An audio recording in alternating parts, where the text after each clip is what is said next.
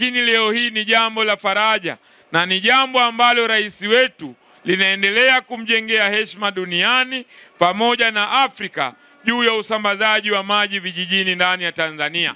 Sote tuliopo hapa tunakumbuka miongoni mwa tunzo bora ambazo rais wetu amezipata, moja ikiwemo ni swala zima la maji safi na salama, na ambao wameweza kuweka heshima hiyo ni viongozi wetu wanaosimamia mamlaka za maji. Naomba tuwapigie makofi mengi sana.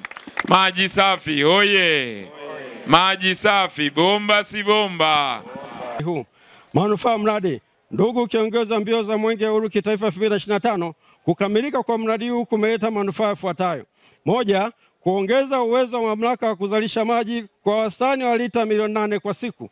Mbili, kuongeza saa za huduma katika mji wa Tukuyu kutoka wastani wa saa 6 hadi wastani wa saa 23 kwa siku.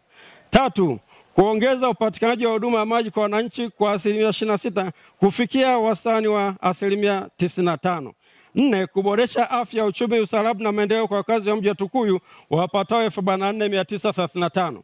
Mjumbe wa kamati ya siasa wa Mabonde ikiongozwa na katibu wa chama cha mapinduzi sana serikali imetukumbuka kutuletea maji.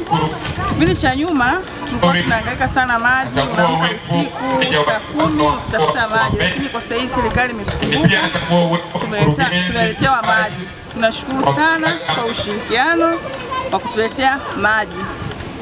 Ndio, tueleze namna gani mradi huu utaanza kurahisishia kina mama kupata maji au jamii nzima kupata maji kwa haraka na kwa wepesi. Ndio, maji sasa hivi tulikuwa tunapata shida, lakini kwa sasa TEC limeshatusogezea hapa karibu. Kwa kina mama tumewatoa ndoo kichwani. Kwa hiyo ni jambo la kumshukuru Mungu. Tunamshukuru sana Mama Samia kwa kuletea huu mradi wa maji. Lakini tulikuwa tunapata shida sana, kina mama kila muda kwenda mtoni, lakini kwa sasa maji uhakika muda wote atakuwepo. Na tenki ndio limeshakamilika.